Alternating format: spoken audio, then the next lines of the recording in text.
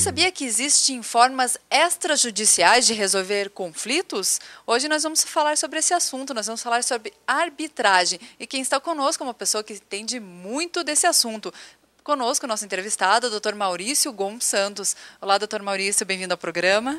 Boa tarde, Paula. Um prazer enorme estar aqui no Estação Business School e dividir um pouco com você sobre essa ideia de arbitragem e os métodos extrajudiciais de solução de conflitos. O Dr. Maurício Gon Santos é advogado, é mestre em Direito Comercial Internacional pelas universidades de Londres e Miami. É bacharel em Direito e atualmente é consultor em Direito Internacional e professor da Universidade de Miami. Professor, vamos começar então falando o que é a arbitragem. Ótimo. A arbitragem, de uma forma simples, é um método extrajudicial de solução de conflitos. A arbitragem se assemelha muito com o Poder Judiciário. A diferença é que, no lugar do juiz decidir o conflito, quem decide é o árbitro. E este árbitro não é um integrante do poder público, não é um integrante do Poder Judiciário, senão uma pessoa especializada que é eleita pelas partes para resolver aquele conflito.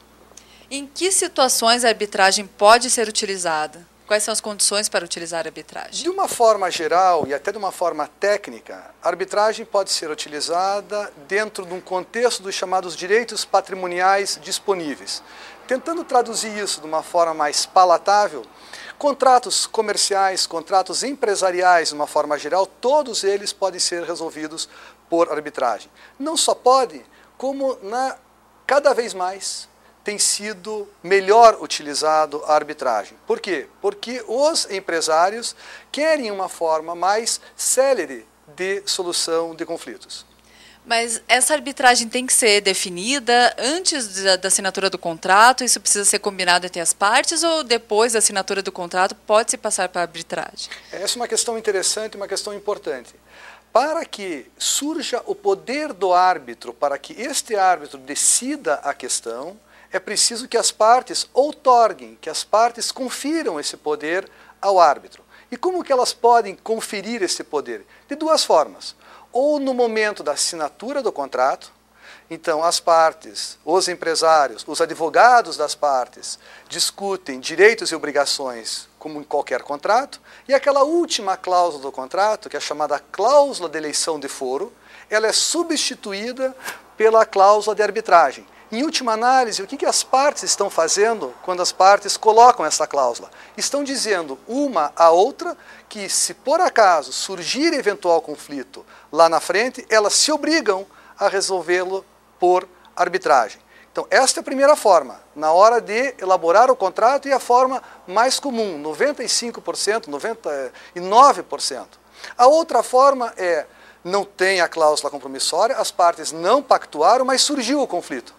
Pós-conflito, as partes então entendem que é melhor para elas resolver aquele determinado conflito por arbitragem. Essa situação ela é um pouco mais desafiadora, porque neste momento já existe um conflito. É o que eu costumo dizer, no exemplo anterior que eu mencionei, as partes estão pactuando para selar um acordo. Aqui já selaram o acordo, ou não selaram, mas houve um conflito. Para buscar um acordo, para ir à arbitragem, quando já existe uma relação conflituosa, é mais difícil. No entanto, é possível. É possível. E quais são as vantagens da arbitragem em relação aos meios tradicionais de resolução de conflitos? Quais seriam essas vantagens? Isso. Essa pergunta das vantagens, Paula, deve ser vista ou deve ser entendida sob o prisma custo-benefício. Costuma-se muito dizer que a arbitragem é mais, por exemplo, é mais barata que as decisões, ou pelo menos que o processo no Poder Judiciário. Não necessariamente, porque no processo arbitral as partes pagam os honorários dos árbitros, aquelas pessoas que irão julgar, o árbitro ou um tribunal arbitral, árbitro único ou um tribunal arbitral composto por 3 árbitros. Ou seja, as partes têm esse custo, e não é um custo pequeno, sobretudo num contexto internacional. Já no Poder Judiciário, as partes não pagam o juiz. O juiz faz parte do poder público e é efetuado, vamos dizer, o pagamento através dos salários normais dos magistrados. Então, nesse contexto, a arbitragem ela é mais cara. Mas num contexto mais amplo, deve ser visto sobre o custo-benefício. Como a arbitragem ela é muito mais rápida que o Poder Judiciário, pelo menos as decisões, o processo arbitral é mais rápido, então ela passa a ser mais vantajosa do que o Poder Judiciário em função dessa celeridade. Então, outra vantagem, portanto, é a celeridade. Um outro aspecto, e aí eu falo um pouco na questão internacional, e cada vez mais o mundo está internacionalizado, cada vez mais o mundo é pequeno sem fronteiras. Uma decisão arbitral ela é muito mais fácil de ser executada internacionalmente do que uma decisão judicial. Existem tratados internacionais e o Brasil é signatário desses tratados, assim como outros países, o que possibilita uma maior rapidez, celeridade e eficácia na execução de uma sentença arbitral quando ela não é voluntariamente cumprida pela parte que sucumbiu na arbitragem. Então isso pode trazer uma segurança para as empresas e para as pessoas que optam pela arbitragem. Traz sem dúvida alguma, traz maior segurança, maior previsibilidade para as pessoas que adotam o processo arbitral. Como são escolhidos os árbitros? Quem são essas pessoas? Como é composto um tribunal arbitral? Perfeito. As partes, eu costumo dizer que a arbitragem está no campo da liberdade.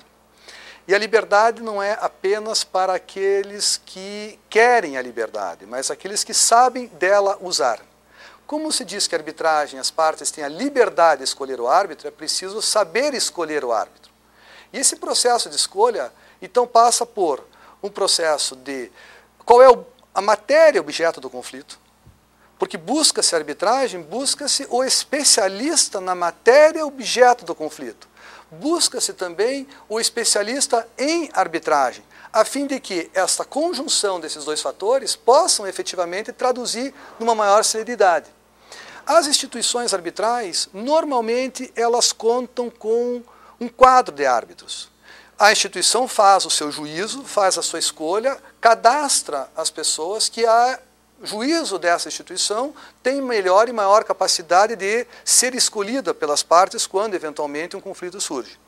Então, aqui no Brasil existem instituições e a Arbitac, a que eu tive a honra de atuar como diretor-geral e presidente da Arbitac, que é uma instituição da Câmara de Mediação e Arbitragem da Associação Comercial do Paraná, tem uma lista de árbitros. Esta lista não é exaustiva. O que eu quero dizer com isso? Se eventualmente um determinado conflito, os árbitros que lá compõem essa lista não se inserem dentro daquela especialidade, as partes podem escolher um árbitro fora daquela lista.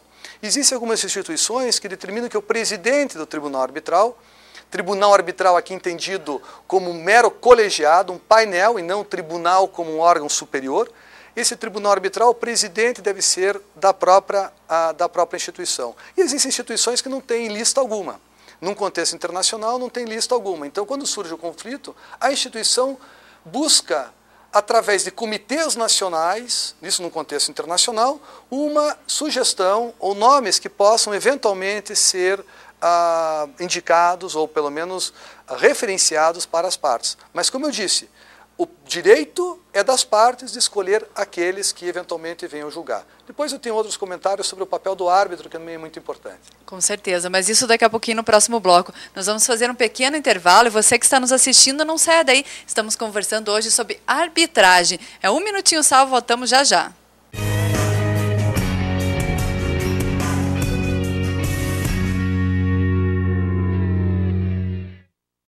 Liderança não é uma coisa que se herda, mas se conquista. Porque um líder é mais que aquele que inspira as pessoas, que envolve todos no mesmo ideal. Líder é aquele que sabe que mais do que ensinar, é preciso aprender o tempo todo. É assim que se desenvolvem os líderes. Que transformam as organizações e a sociedade. Estação Business School, mais que um MBA, uma experiência de vida. A TOTUS está ao lado de quem faz o Brasil crescer. 50 das 100 maiores construtoras do nosso país contam com nossos softwares. Assim como contribuímos com a gestão de milhares de pequenas, médias e grandes empresas. Acredite no Brasil. A TOTUS acredita na sua empresa. Ligue 0800 70 98 100 ou acesse totus.com. TOTUS. igual, sendo sempre diferente.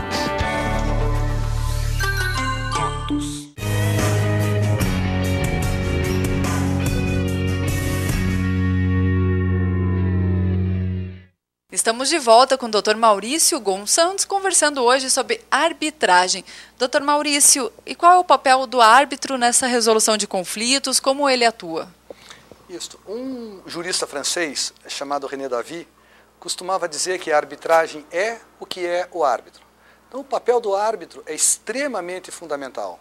Se as partes depositam, se as partes tiram o poder do juiz para julgar uma questão, aquela pessoa que julga este fato precisa, além de ter, como eu mencionei anteriormente, precisa ter especialidade, precisa ter conhecimento e experiência em arbitragem, mas também ele precisa ter uma equidistância em relação às partes. O que eu quero dizer com isso? Como o árbitro ele não é um advogado da parte, ele é o julgador, quando ele é indicado, o que normalmente traz uma certa satisfação pessoal por ter sido lembrado, mas é importante que o árbitro, ou então o candidato a árbitro, ele revele para as partes, não apenas para a parte que o indicou, mas também para outra parte, qualquer fato que possa denotar uma dúvida com respeito à sua imparcialidade ou à sua independência. Porque ele é uma pessoa, ele é um juiz, ele é um julgador daquela causa.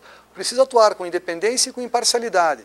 Então ele precisa fazer uma análise sobre conflitos de interesses, uma análise se eventualmente ele não tem um relacionamento profissional, pessoal, de alguma sorte que possa manchar essa característica tão importante que é a imparcialidade e a independência. Se eventualmente houver uma omissão e o árbitro prosseguir isto, venha a ser mais tarde revelado ou descoberto, a própria decisão que ele venha a proferir pode ser anulada perante o Poder Judiciário. Então, esse é um dever muito importante para o árbitro. Outro aspecto também, às vezes o árbitro tem uma especialidade, enfim, ele se amolda dentro da expectativa das partes, mas ele não tem tempo suficiente, porque ele está com a sua agenda muito atarefada. Então, também precisa revelar para as partes se ele tem o tempo disponível para atuar naquele processo e dar a decisão num tempo razoavelmente esperado pelas partes. Então, o papel dele é fundamental. Sem a menor dúvida.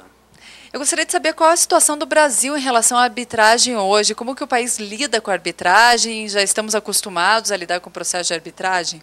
Historicamente, a arbitragem existe no Brasil há muito tempo, desde as ordenações portuguesas, passando pela primeira Constituição Imperial de 1824 e os ordenamentos que se sucederam.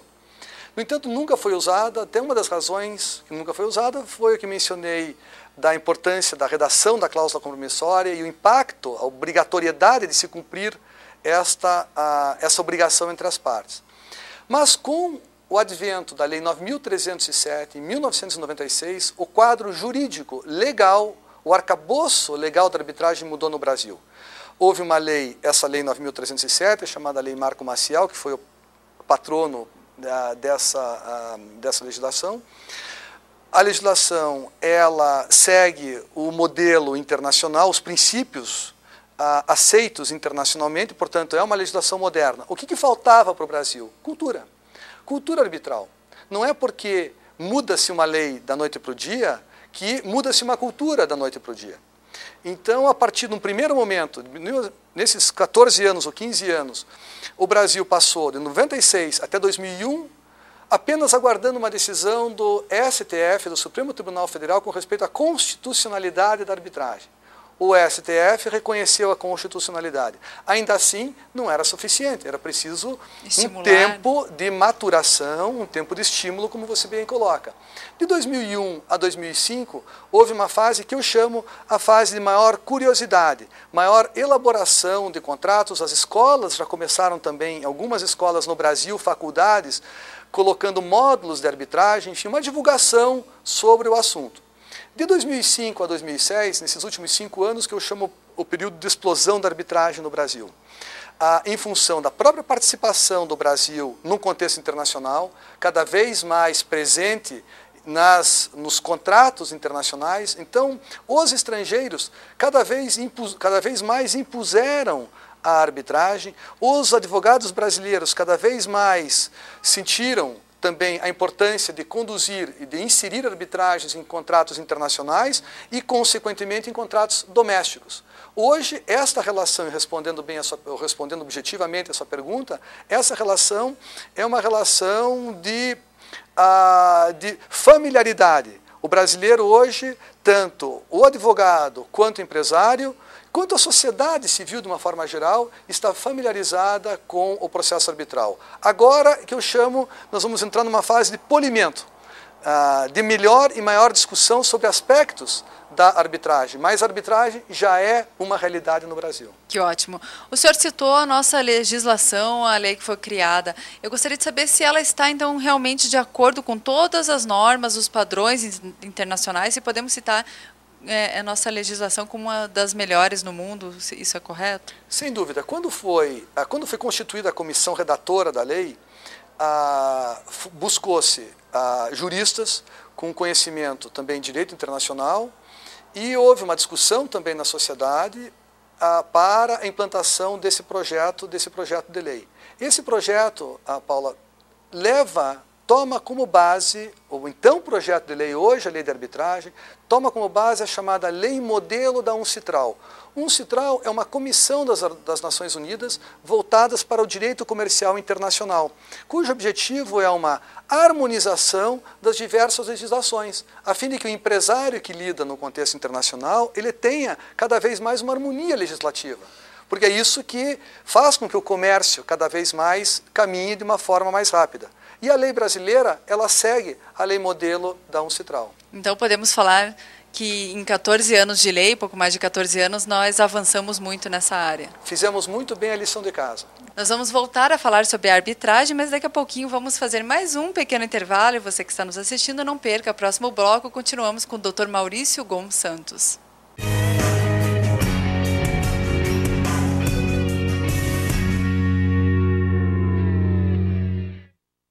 Liderança não é uma coisa que se herda, mas se conquista.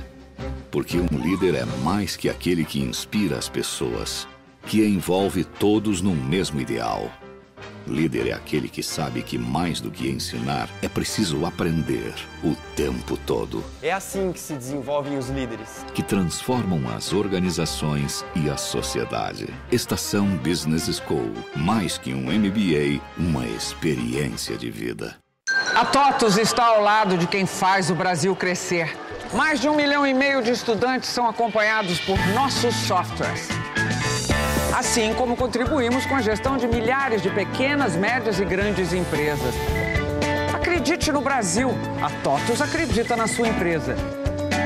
Ligue 0800 70 98 100 ou acesse totus.com. TOTUS, igual, sendo sempre diferente. TOTUS.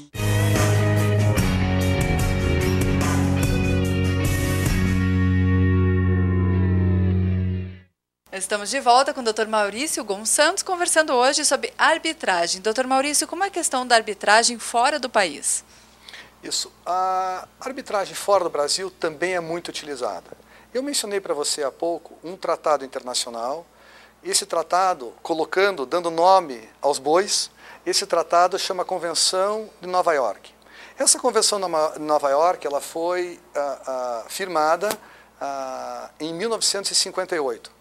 Hoje ela é tida como o mais importante tratado de direito internacional na história da humanidade. Ela foi ratificada já por aproximadamente 150 países.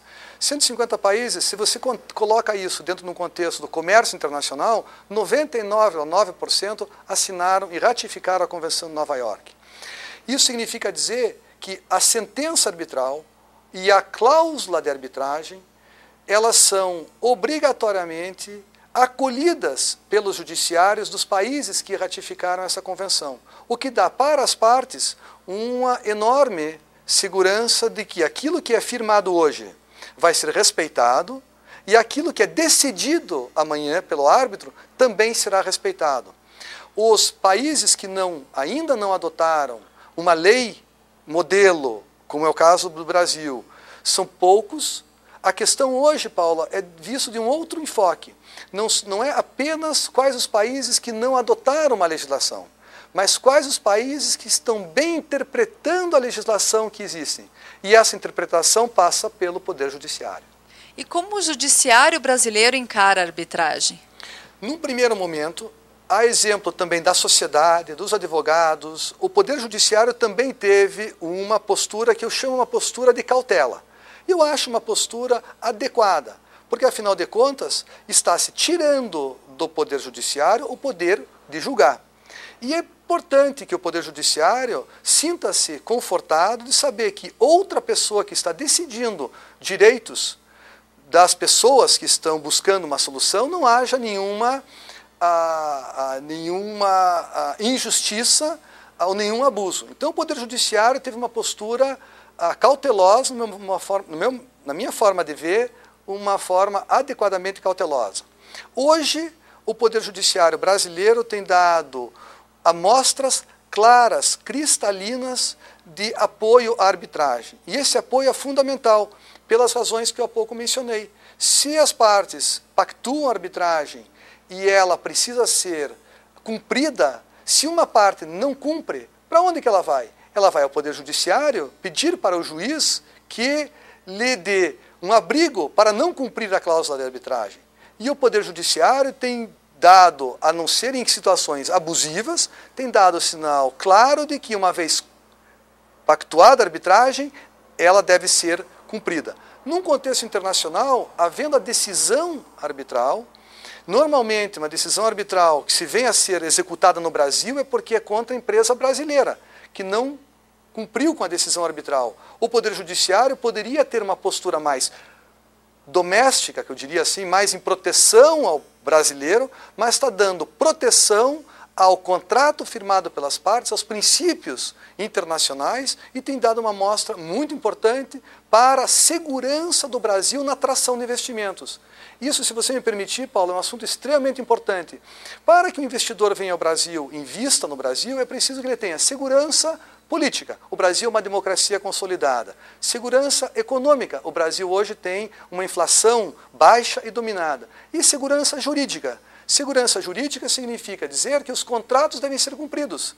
Se o investidor vem ao Brasil e pactua com uma empresa brasileira, ele quer saber se por acaso surgir algum conflito daquele contrato, o judiciário brasileiro vai respeitar aquele contrato. E felizmente o judiciário brasileiro tem dado sinais eloquentes de cumprimento do contrato e da cláusula de arbitragem. Isso é muito bom, mostra uma maturidade do nosso judiciário. Então, as decisões dos árbitros devem ser cumpridas à risca? Elas podem ser questionadas no judiciário? Podem. As decisões dos árbitros, elas, quanto ao mérito, a decisão é do árbitro e somente do árbitro. Mas o árbitro não pode ter um cheque em branco. Não é porque as partes têm o direito de escolher que aquele árbitro pode fazer daquela decisão ou daquele processo aquilo que bem entende. Já mencionei a questão da imparcialidade e da independência. Ele precisa estar equidistante das partes. Mas a sua decisão, se ela violar um princípio básico, que nós chamamos o princípio do contraditório, de passar as partes, a ouvir as partes, dar a cada uma das partes igual oportunidade para se defender, se violar esse princípio, se for parcial, se for se abusar ou ser muito protetivo em relação às partes, e aí eu uso uma expressão, se for corrupto, se receber de uma das partes para poder executar, para poder dar uma sentença arbitral, esse laudo sim pode e deve ser anulado. Mas o que eu quero deixar claro é que o juiz, ele não reforma a decisão. Se o árbitro deu 10 para A em relação a B, não cabe ao juiz reformar a decisão, falar que não é 10, é 8 ou é 12. Ao juiz cabe anular a decisão ou confirmar a decisão e nunca discutir o mérito se a questão do 10 é certo ou errado. Se houve uma violação ao princípio constitucional, o juiz simplesmente anula a decisão. Doutor Maurício, algumas pessoas costumam confundir dois termos, arbitragem e mediação. Qual é a diferença entre eles? Eu estava esperando essa pergunta, Paula, porque é uma confusão que muita gente faz. A mediação, como a arbitragem, eu costumo dizer que são entes de uma mesma família. Ambos estão no contexto, na seara dos métodos extrajudiciais de solução de conflitos. No entanto, a mediação, o papel do mediador é diferente do papel do árbitro. Como eu disse, o árbitro é eleito, escolhido pelas partes para julgar, para conhecer e julgar a questão. O mediador, ele é eleito, ele é escolhido pelas partes para trabalhar um acordo entre as partes, para que possa, através da técnica de mediação, e é uma técnica maravilhosa, porque é a famosa técnica da escuta ativa, o mediador precisa ouvir muito bem as partes para detectar qual é o interesse que as partes têm naquele problema e buscar uma solução que possa satisfazer a ambas as partes. Se não houver acordo, se o mediador não conseguir o acordo, ele não pode fazer mais nada. Ele não tem o poder do árbitro, a não ser que as partes, frustrada a mediação, escolham o árbitro. Normalmente não o mediador, porque o mediador ouviu muito das partes, questões até assuntos confidenciais. Aí entra a questão da imparcialidade e da independência. Aí deve ser escolhido justamente uma outra pessoa, o árbitro, que venha julgar. Que ótimo. Para encerrar essa nossa conversa tão esclarecedora, tão bacana, eu gostaria de ouvir se existe perspectiva para o aumento do interesse, aumento da utilização da arbitragem aqui no Brasil nos próximos anos. Existe sim, existe um aumento muito substancial no Brasil, primeiro em função do momento econômico que o Brasil vive. Então, por força disto, este fato por si só já traz um incentivo, um estímulo para o uso da arbitragem, num contexto internacional e num contexto doméstico. E em função dos dois eventos mundiais importantes, a Copa do Mundo e as Olimpíadas, vai haver um incremento das obras de infraestrutura, obras de engenharia, consequentemente um maior uso da arbitragem para resolver esses conflitos. E a mediação também. Uma obra grande de engenharia não pode parar para esperar uma decisão do árbitro. Uma obra de engenharia de grande porte deve continuar e aquela situação que houve no meio do caminho deve ser resolvida da forma mais harmoniosa possível para defender e acolher os interesses de ambas as partes. Portanto, e em resumo, a arbitragem tem sim vida longa e um céu azul no território brasileiro. Que ótimo. Doutor Maurício, muito obrigada pela presença, por estar hoje aqui conosco. Prazer é meu. Muito obrigado pelo convite. E você que esteve nos assistindo, muito obrigada pela companhia, mas infelizmente o programa Gestão Eficaz de hoje está acabando. Se você tiver alguma dúvida ou quiser mandar uma sugestão para nós, nosso e-mail é gestãoeficaz@estaçãopr.com.br. Nós nos vemos na próxima semana. Até lá!